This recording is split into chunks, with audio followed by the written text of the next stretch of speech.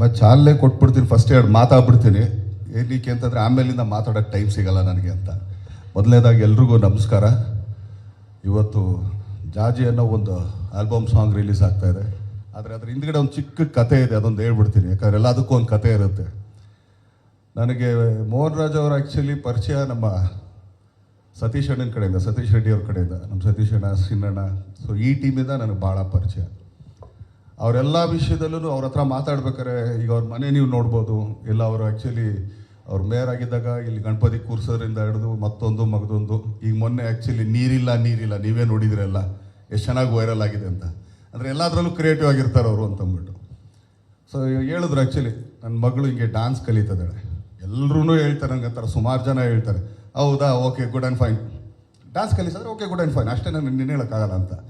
Interest ಏನಕ್ಕೆ ಬಂದಿದ್ದು ಅಂತಂದರೆ, ಹೆಸರು ಕೇಳಿದ್ದಿನ, ಅಣ್ಣ ನನ್ನ ಮಗಳ ಹೆಸರು ಜಾಜಿ ಅಂತ. ಈಗಿನ ಟ್ರೆಂಡಲ್ಲಿ ಯಾರು ಜಾಜಿ ಅಂತ ಹೇಳ್ತಾರೆ?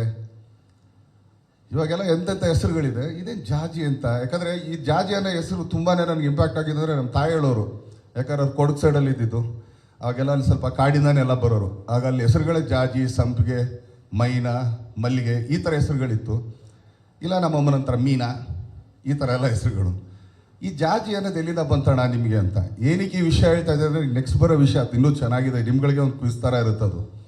ಏನೋ ಮಗಳ ಹೆಸರನ್ನ ಜಾಜಿ ಅಂತ ಇಟ್ಬಿಟ್ರು, ಭಾಳ ಸಂತೋಷ, ಚೆನ್ನಾಗಿದೆ ಅಂತ.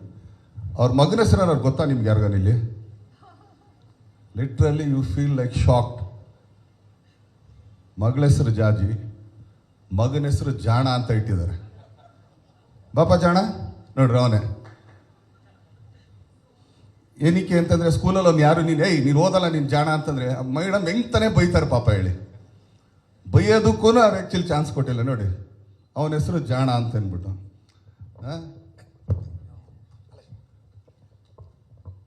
ಸೊ ಇಷ್ಟು ಕ್ರಿಯೇಟಿವ್ ಆಗಿದೆ. ಯಾವಾಗ ನಾವು ಸಾಂಗ್ ನೋಡಿದ್ವಿ, ನಮ್ಮ ಡ್ಯಾನ್ಸ್ ಮಾಸ್ಟರ್ ಮೋಹನ್ ಅವರು, ಅವ್ರ ಕ್ಯಾಮ್ರಾಮನ್ ಅವರು ಎಲ್ಲ ಸೇರಿ ಇಷ್ಟೊಳ್ಳೆ ಸಾಂಗ್ ಮಾಡಿದ್ದಾರೆ.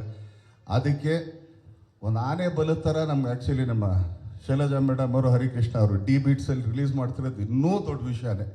ಸೊ ಇದಕ್ಕೆ ತಮ್ಮ ಪ್ರೀತಿ ಪ್ರೋತ್ಸಾಹ ಕೊಡಿ, ಈ ಮಗುಗೆ ಬೆಳೆಯೋದಕ್ಕೆ ಅವಕಾಶ ಮಾಡಿಕೊಡಿ, ಮಗು ಚೆನ್ನಾಗಿ ಬೆಳೀಲಿ ಅಂತ ಹಾರೈಸ್ತೀನಿ.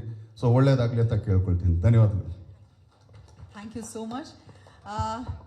Just all the very best ಜಾಜಿಗೆ ಅಂತ ಹೇಳ್ತಾರೆ ಅಷ್ಟೇ ಅಂದ್ಕೊಂಡ್ವಿ. ಆದರೆ ಅದರ ಹಿಂದಿರುವಂತಹ ಸಂಪೂರ್ಣ ಕಥೆಯನ್ನು ಕೂಡ ಹೇಳಿದ್ರು. ನನಗೂ ಹಾಗೆ ಅನಿಸ್ತು, ಮಗಳಷ್ಟೇ ಇದ್ದಾರೆ ಅಂತ ಅಂದ್ಕೊಂಡಿದ್ದೆ. ಜಾಜಿ ಜೊತೆಗೆ ಜಾಣ ಹೆಸರು